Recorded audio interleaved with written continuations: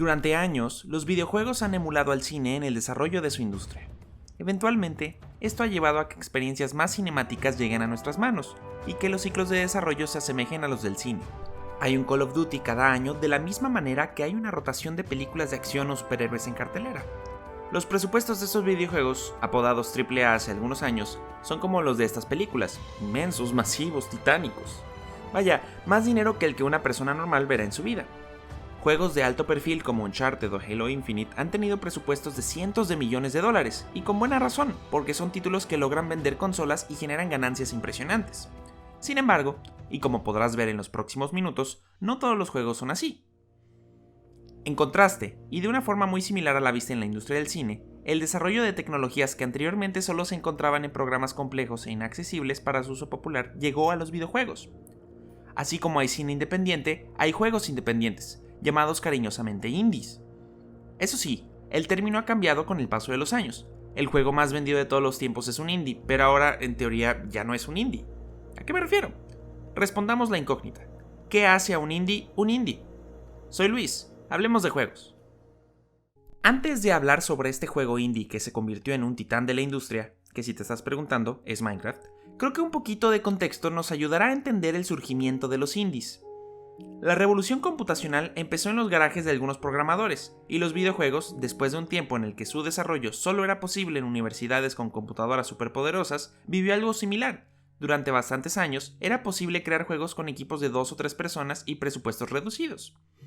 Sin embargo, el crecimiento de la industria y su búsqueda de identidad llevó a que los juegos fueran cada vez más grandes y tuvieran presupuestos cada vez mayores. Esto para hacer lo que ya comentamos, asemejarse a la industria de Hollywood.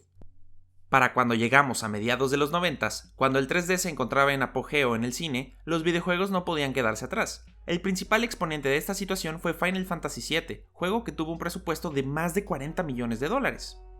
Esto se mantuvo durante muchos años, y los presupuestos de juegos no llegaban a ese nivel, pero sí superaban por lo menos el $1.000.000, haciendo de su creación un privilegio para muchas personas que soñaban con ello desde sus hogares.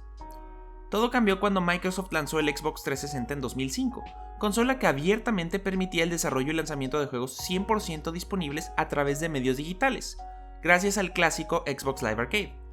Unos años después, cuando hubo paridad en la generación de consolas, tanto Xbox 360 como PlayStation 3 y Wii tenían tiendas integradas en sus sistemas para la compra y descarga de títulos digitales originales. Aunado a esto, Valve había desarrollado en años anteriores una pequeña plataforma para apoyar a sus títulos, y en esa época lanzó alianzas con terceros para vender títulos a través de dicha plataforma. Esta fue una época muy sencilla, con propuestas sencillas.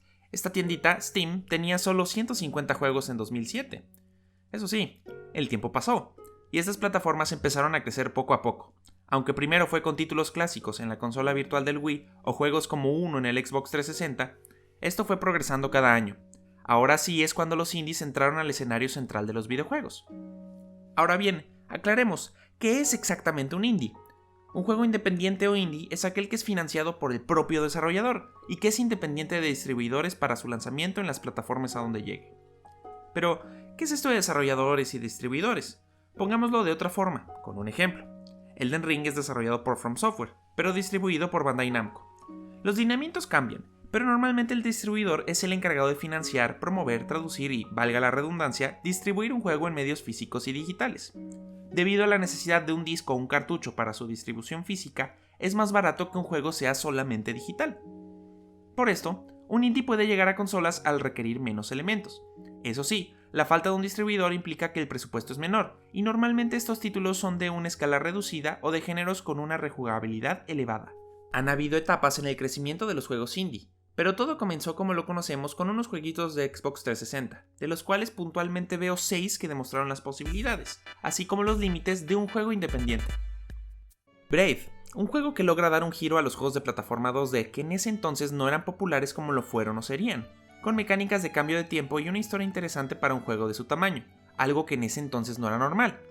Este título de Jonathan Blow marcó el inicio de los juegos indies modernos. Castle Crashers, el juego que durante meses se apoderó de la vida de la gente en su Xbox 360. El estilo artístico y el divertido bucle de competencia y cooperación llegó a demostrar que era posible crear experiencias con una alta rejugabilidad sin perder la diversión. Super Meat Boy, el cual no pude jugar hasta 2014. Sin embargo, a pesar de ello, ese primer día que lo jugué fue el día en el que lo terminé, un reto constante y extremadamente divertido, el cual era originalmente un juego de Flash cuya popularidad lo llevó a consolas y, eventualmente, al estrellato. Limbo, un juego que inició el discurso sobre los juegos como una forma de expresión artística, todo esto pesando menos de 120 MB. The Binding of Isaac, un título que ha pasado por varias versiones y que cimentó el crecimiento del roguelike moderno, un género que se caracteriza por jugar a través de los mismos espacios con distintas condiciones, permitiendo la permutación de situaciones y creando una aventura distinta cada vez que encendemos el juego. Por último, Spelunky, un juego que junto con The Binding of Isaac popularizó los títulos independientes como una alternativa para las personas que quieren divertirse más tiempo con menos dinero. Las posibilidades son infinitas, y estos juegos son clara muestra de ello. Por supuesto que estos 6 juegos son altamente recomendables, sin importar que algunos de ellos hayan salido hace casi 15 años. No obstante, hay uno más que definitivamente marcó un antes y un después en la vida de los juegos independientes, incluso en su definición. Ya lo habíamos mencionado, Minecraft. Su beta salió en 2011 y tan solo en 3 años de haber salido en PC y Xbox, logró vender 39 millones de copias. Desarrollado independientemente por Mojang, este título fue la muestra de que no necesitas ser un experto para ser un gran artista, o bueno, que no necesitas ser una gran empresa para hacer un juego exitoso. Ahora bien, esto cambió cuando en 2014 Microsoft adquirió a Mojang. En este momento, el juego que era independiente dejó de serlo, ¿no? A partir de este punto es que hay una diferencia en los juegos. Antes, indie significaba que un título era literalmente desarrollado independientemente de un distribuidor y publicado por cuenta propia del desarrollador.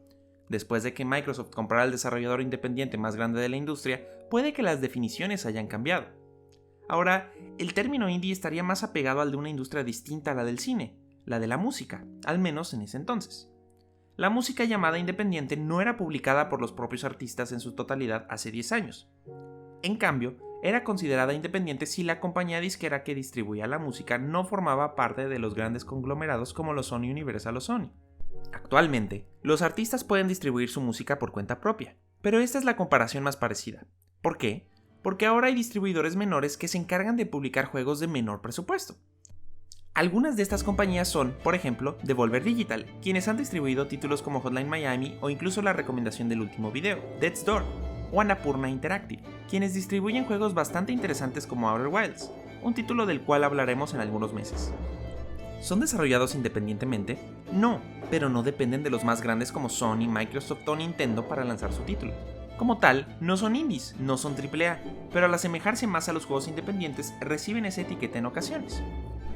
Hay que resaltar que algunos distribuidores siguen siendo completamente independientes, como lo son Jack Club Games, quienes desarrollaron Shovel Knight y están fondeando Mina the Hollower, su nuevo título, a través de Kickstarter en lugar de recibir financiamiento de una empresa multinacional. O Toby Fox, quien, después de fondear Undertale con $50,000, seguramente podrá seguir desarrollando Deltarune independientemente sin preocuparse por financiamiento, gracias a los más de, por lo menos, 3,5 millones de copias vendidas de Undertale, y esto tan solo en PC.